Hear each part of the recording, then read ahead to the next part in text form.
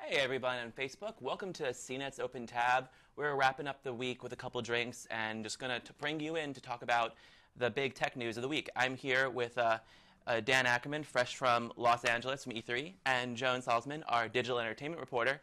And we're just going to break down, it's been a crazy week. We've had Apple's WWDC kicking it off and the Video Game Electronic Entertainment Expo at the same time. We're going to begin with Apple. What do you guys think? Apple tried to introduce a whole bunch of new things. macOS, rebranding, Apple Music with possibly a really cool new exec from features, Apple. all very software-based, all very kind of services-based.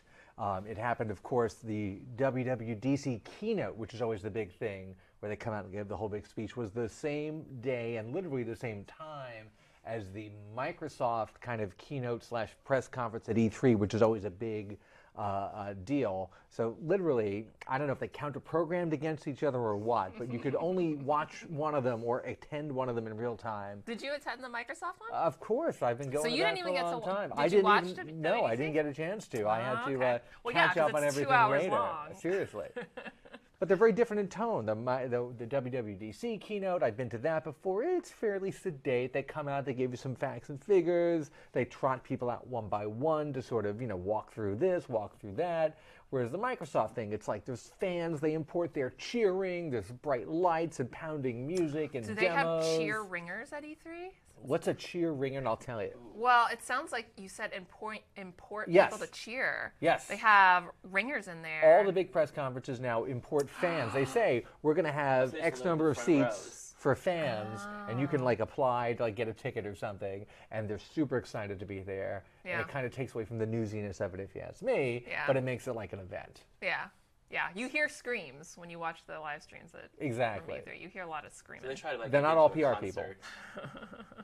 If you were watching both of them at the same time, feel free to jump in the comments. I'm going to bring you in through my tablet anytime to bring in some user comments.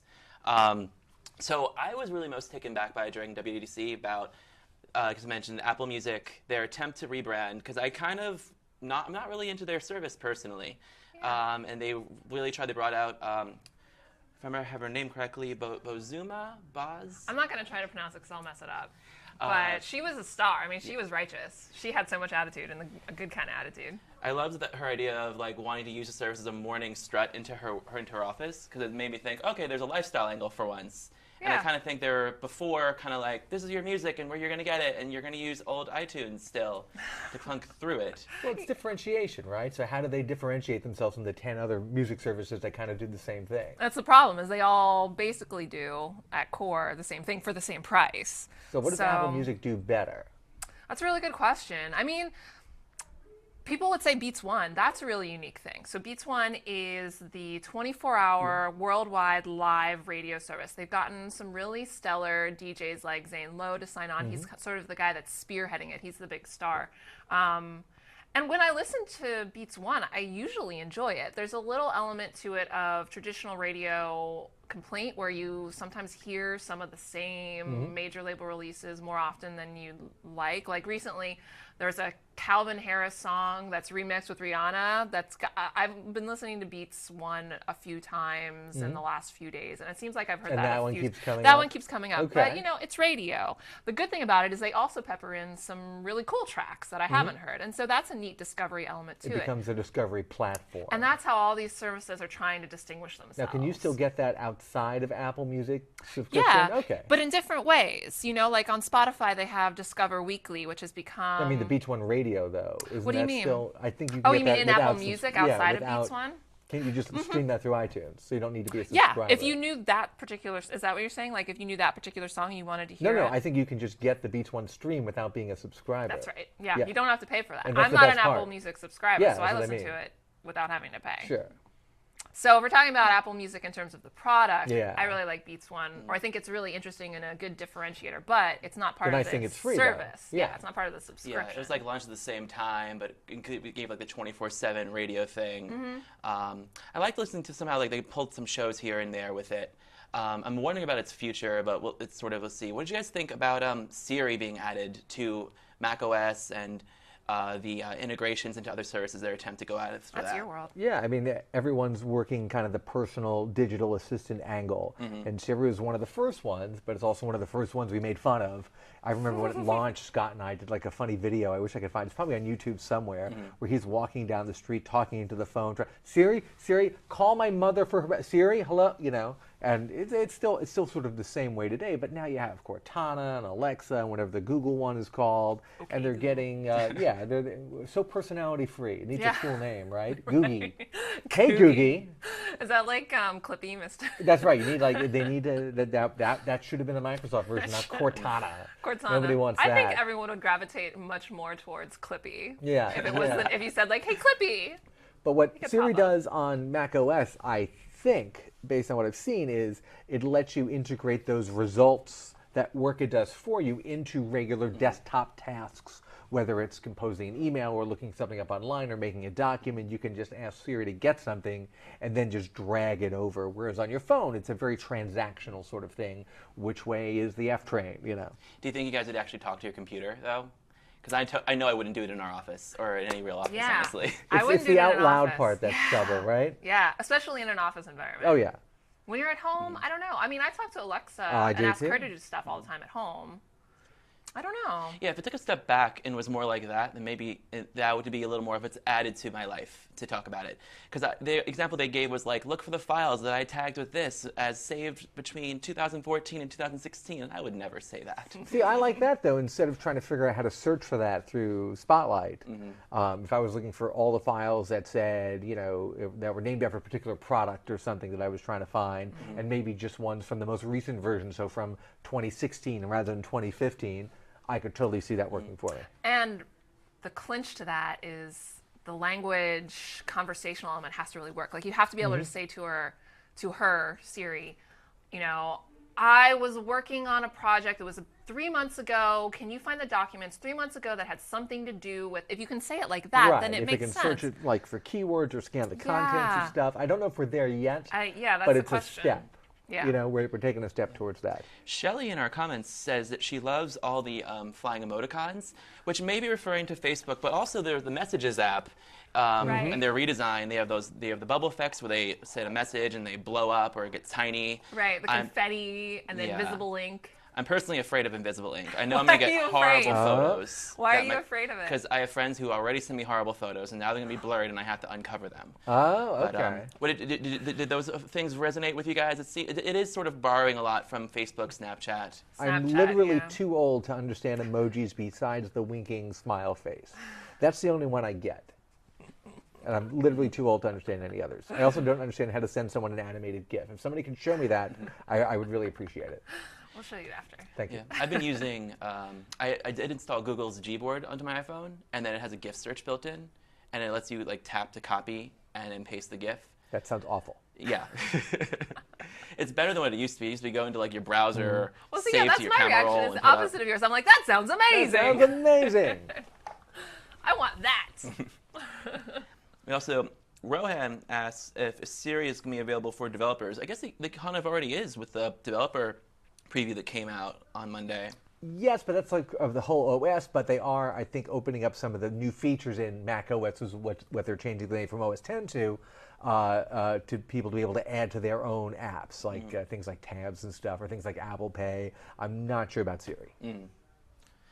I'm curious about, like, they used Lyft as an example in the press conference, I believe.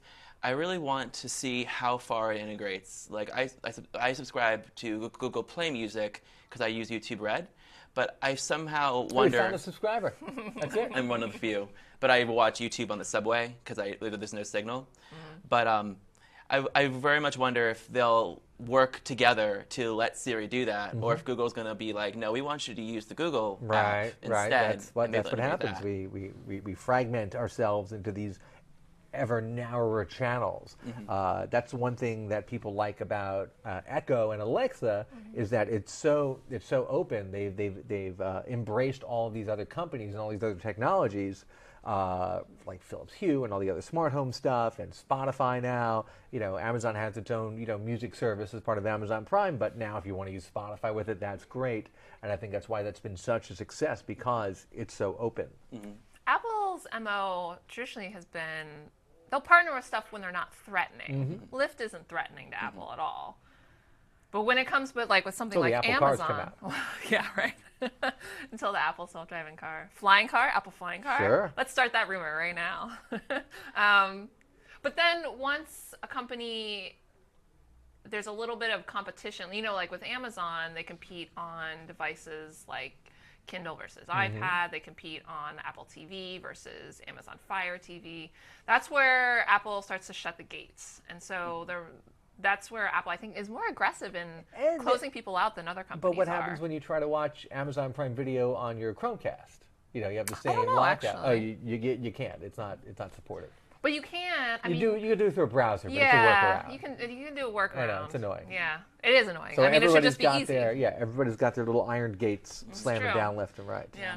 Ali is excited about watchOS 3, and I don't know, I'm not sold on... Good for you! I was going to say, is there anything with that part of it that interested you guys when it comes to the smartwatch platform? Well, I think the fact that the main thing that they trotted out, if I remember right, the first thing was it's faster, right? That was the main headline marquee thing they wanted to tout about watchOS. And I think that speaks to the fact that the first version had some real problems. If your big improvement that gets a lot of great reaction is you don't have to wait as long for it to do what you want. I mean, when you put it that way. It kind of works like the commercial. Yeah. All the promo videos where everything's all zippy and instant gratification. Once you finally get it to that point in real life, then you're like, okay, now I get it. And I think the last question we'll take on the Apple topic is, what are our thoughts about Apple Pay making its way to the web? Yeah, that's super interesting. What you do is you go to a website that takes Apple Pay, and you press the Apple Pay button when you're checking out, and then if your phone is nearby, you can send the credentials basically from your phone to the web. You have to thumb in basically on your Touch ID, but there you go. You can use your stored Apple Pay credentials, and of course it's not sending the actual credit card number. It's doing the temporary number it makes up.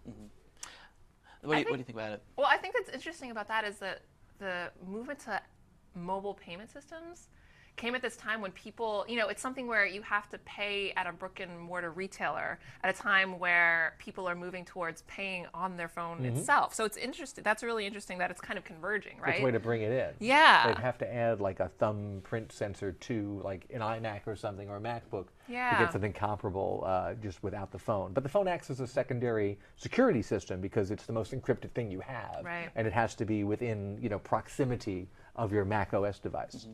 Yeah, I like that there's always, I'm a big fan of payment encryption because security is so important right now with identity theft.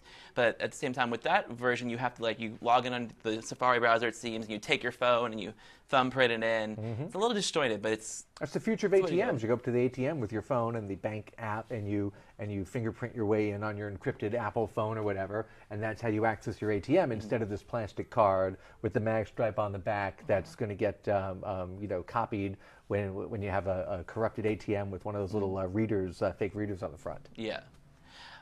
Skimmers. Dan, I just realized I forgot to introduce your bar that you brought here. Oh, I know what you guys are drinking here, but I never show up anywhere without my own 1950s Mad Men travel bar. So I like to be prepared for any eventuality, and I like to be portable and I like to be hydrated. Did you want to pour yourself a glass before we continue? And I'm good. Cool. You're ready to go. Right? I'm drinking beer. Dan's drinking whiskey. I'm being fruity and having pineapple cider because it's delicious. To each his own. So, Dan, you just came back from E3. I did. What's that the like? Electronic Entertainment Expo. It's the big annual trade show for the video game industry. This was my 16th trip there over the last 18 years, starting in 1999, not to date myself. I think I'm pretty much done with it at this point. We've seen everything. You're not going to go to E3 2017? I'll tell you why. Because the event is not really a trade event anymore where a lot of buying and selling and dealing with retailers happens. Some of that is there.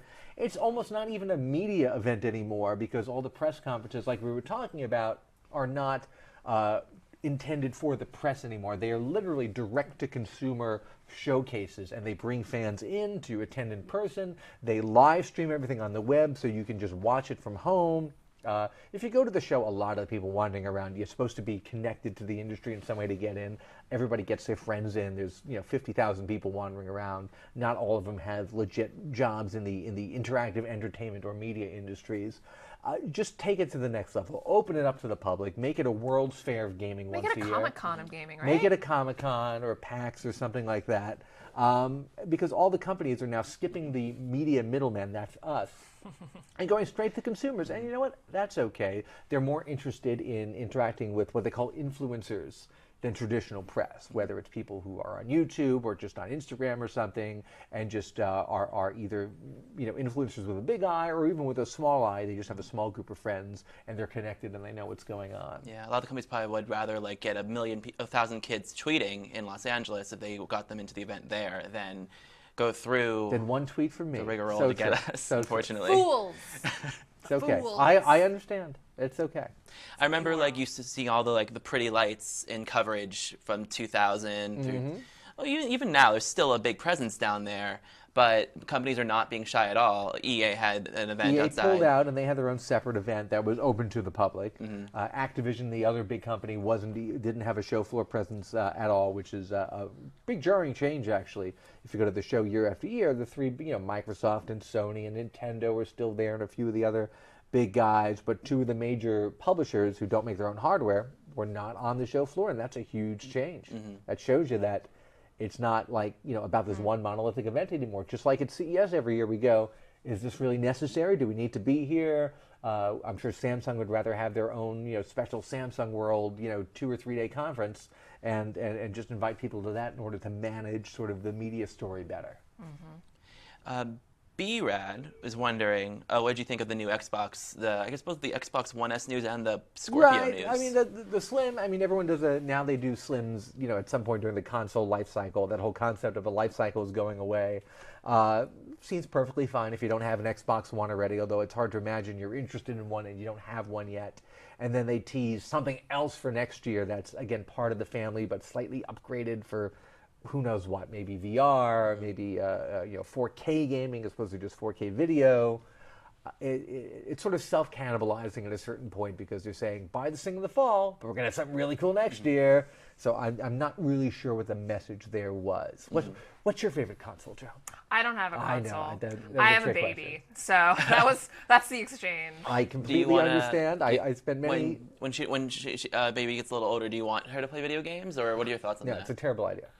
Well, it's interesting. Dan has children older than I do, so he knows. I'll take his advice. I did a lot of M-rated gaming with little baby Dash on my lap and a gamepad because they sleep a lot and they're not going to notice.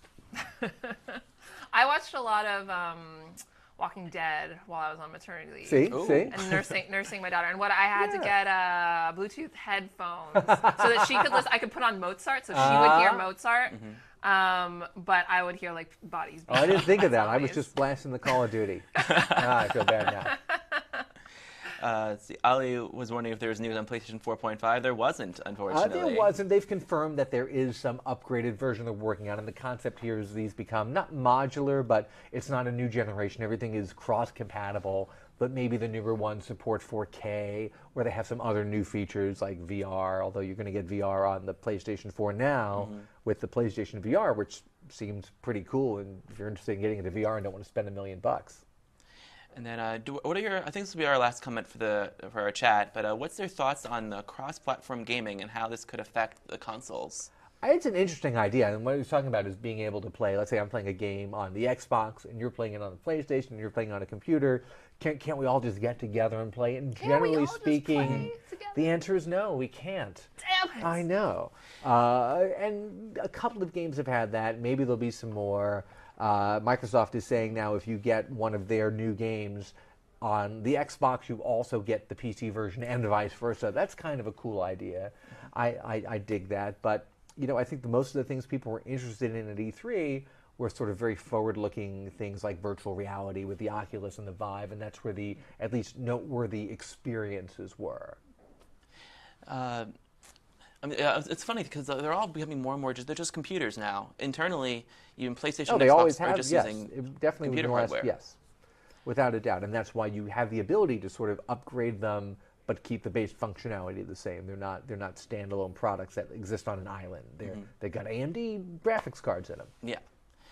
So it's funny that like they're imposing the boundaries anyway, but like functionally, if you're to think about it, it all kind of is the same, but that's why PC gaming is so hot right now, because you can buy any computer, can play any game. If you think about a PlayStation versus an Xbox, it's almost like if you went back in time 15 years and you had a Sony DVD player and that would only play Sony movies, and you had to get an RCA DVD player to play some other guy's movies. That whole sort of walled garden approach never made a lot of sense. All right, Joan and Dan, thank you so much for coming today. Where can people find you on Twitter? I am at Joan_E. I'm just at Dan Ackerman. Awesome. And I'm at Mike J. Sorrentino. Probably it's too long, sorry. But thank you so much for coming. Feel free to keep the conversation going in the comments. I'll be checking them on Facebook, and should have this video up on YouTube and the site as well. Thank you, everybody, for coming, and have a great weekend. Cheers! See ya! Cheers!